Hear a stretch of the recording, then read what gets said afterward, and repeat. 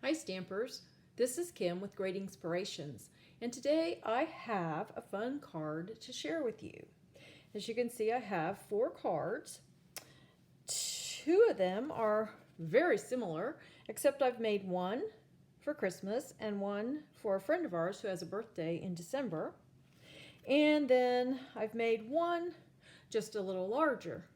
Now you say, well, so what? What's so exciting about these cards?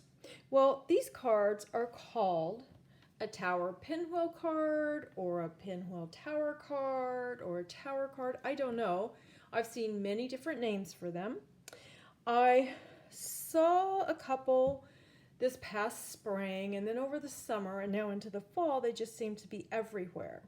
I really don't know who originally came up with this idea, but whoever you are, thank you so very much. It's a very fun, interactive card. And the way this card works, I'll start with a happy birthday. As you can see, you can just keep folding it. And you can see all the different designs of printed paper and other things that you might want to put on the card.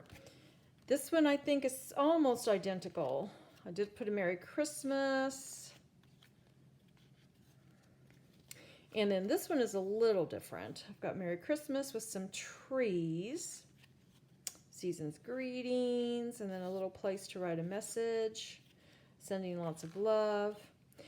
And this one you might notice I've used, as opposed to one color of cardstock, I've used 2. I've used the Real Red and the Mossy Meadow because it went with all the Designer Series paper. And then here's one that's just a little bit different because it's a little bit bigger. These 3 will fit into one of Stampin' Up's medium-sized envelopes. So in other words, it is 4 1/4 inches tall and 5 1/2 inches wide. And here, you can see down in there, this little mechanism in here is what makes things turn.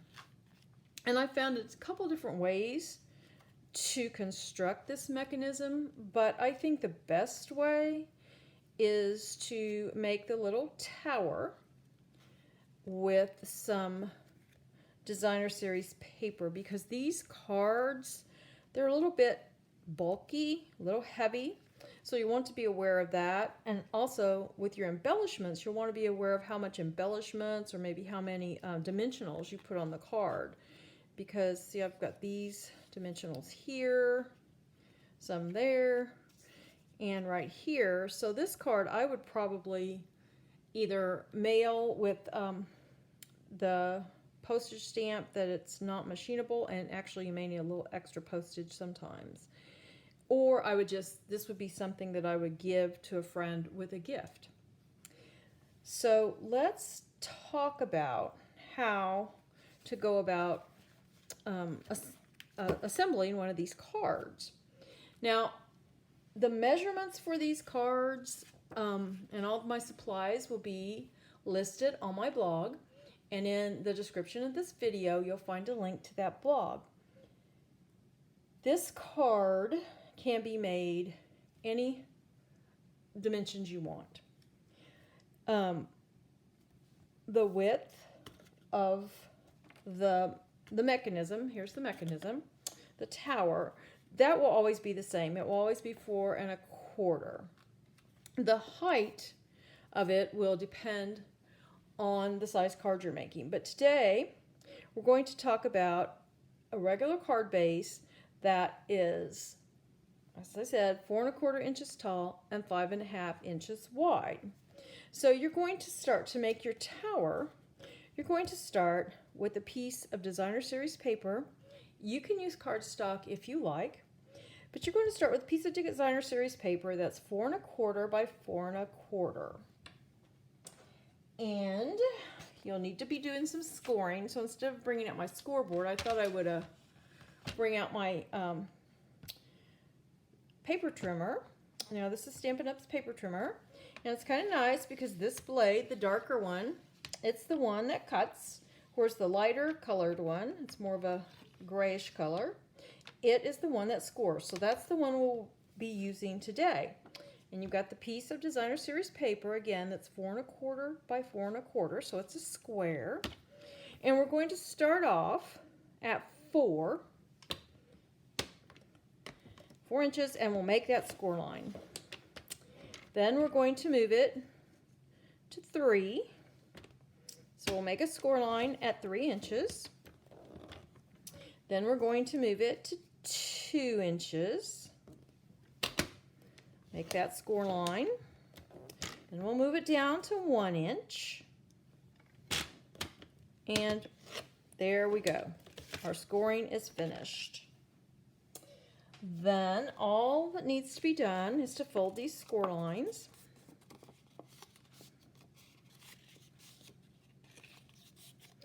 And then this little 1/4 inch piece, you're going to use that for some adhesive. And you can use liquid glue, you can use tear and tape.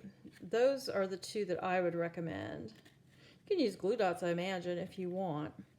But you just get that lined up, get it adhered together, and this is what you have. And now the next thing we need are what I call the wings for the pinwheel. And you'll need 4 of those. And for these, I cut them at 2 3/4 by 4 1/4 because they need to be the length or the height of the card.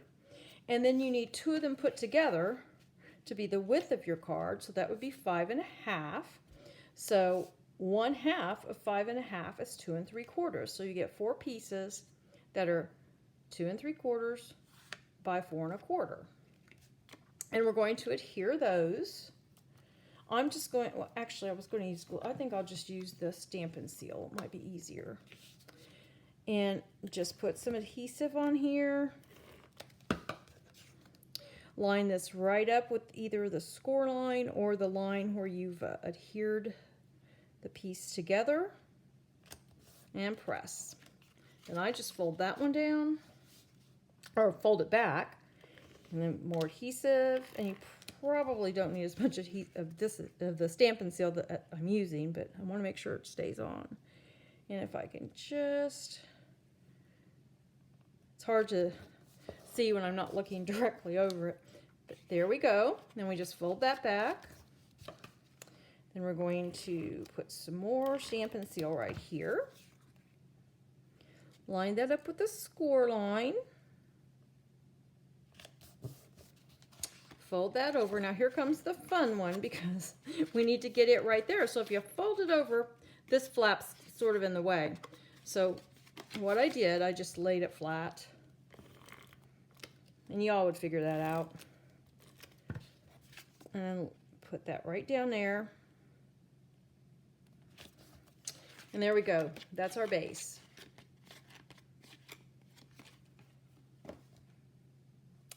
And now to decorate, you're going to need 4 pieces that are cut at 2 1/2 by 4, and you can mix them up, make them all the same. It's all up to you. And then you're going to need, these will, cover the bigger areas, and then you'll need 4 pieces that are 1 1/2 by 4 to fit here. Now you could cut these large, maybe an 1/8 of an inch larger. You could put another mat under this. It's totally up to you. Just remember, this is a weighty card to begin with. So just think of, am I going to be delivering this or will I be sending it through the mail? So what I did, and I'll show you with this one, I wanted my focal piece to be on the snowflake pattern. So I put that on first. Then I decided what did I want to be beside the snowflake pattern, and I thought these trees looked good. So I wanted trees on this side as well. So I put my smaller strip of cardstock here, my larger one here, and then for this one, I just put the larger piece of the trees.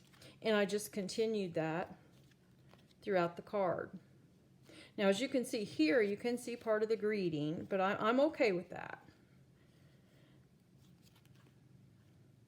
So that's how I decided where to put what. So let's give that a try. I think I would like the snowflake to be on the front, the snowflake pattern to be on the front of this card. Now this designer series paper, it was part of Celebration, and of course that's over. But I thought just to demonstrate, I'll be using this. You may have some of it at home. Oops, there's some of my adhesive hanging over a little bit. So we'll just line it up and put it down.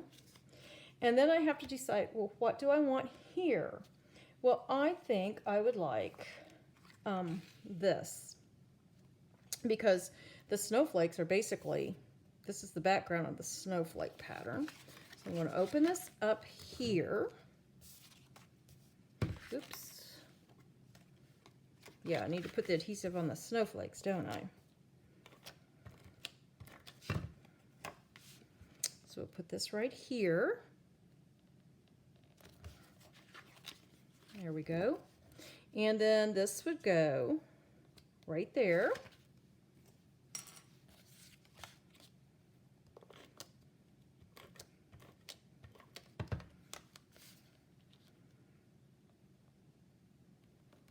Oops, that's a little off.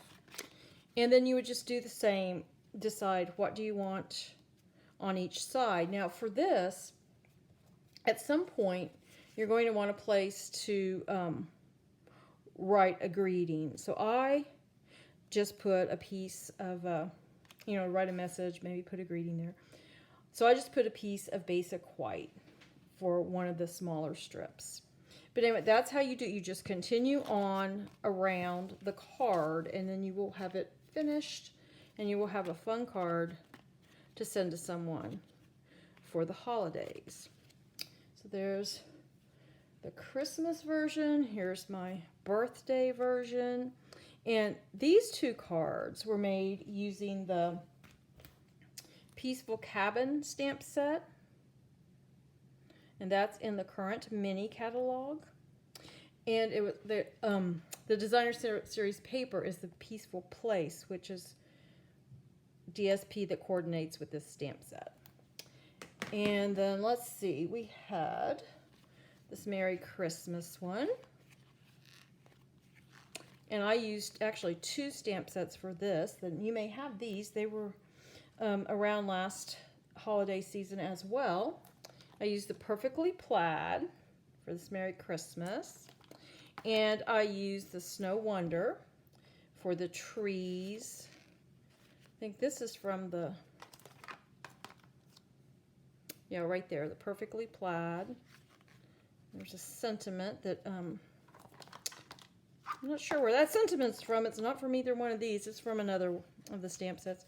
And then Sending Lots of Love.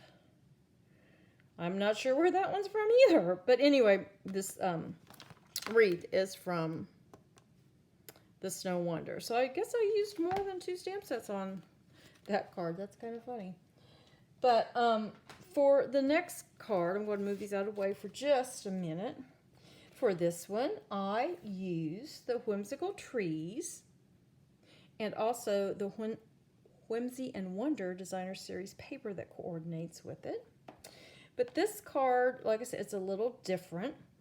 I made it 6 inches by 4 inches. I had an envelope that, that size card would fit in. So what I did, instead of making this little tower piece, the 4 1/4 inches tall, I made it 4 inches tall. Remember our tower. I made it 4 inches tall by 4 1/4 inches wide, and the scoring is exactly the same. And like I said, you can make this card any size you want. I would say that you need to keep the base part, the short part of the card, make it be the shortest of the 2 measurements. For example, if you were making a card that measured, the front measured 5 by 7, you would want the tower part to be the 5 inches and the little pinwheel parts to be 3.5 each. So then 3.5 and 3.5 makes 7. So then you would have your 5 by 7 card. Like I said, the inside piece, it would just be 5 inches tall, but it would still be 4.25 inches wide. And the scoring for it would be exactly the same. Now, all this information will, as I said, be on my blog, and there will be a link to my blog in the description of this video. But I hope you have enjoyed hearing about the Tower Pinwheel card, and I hope you'll give it a try. I want to thank you for joining me, and until next time, stamp happy.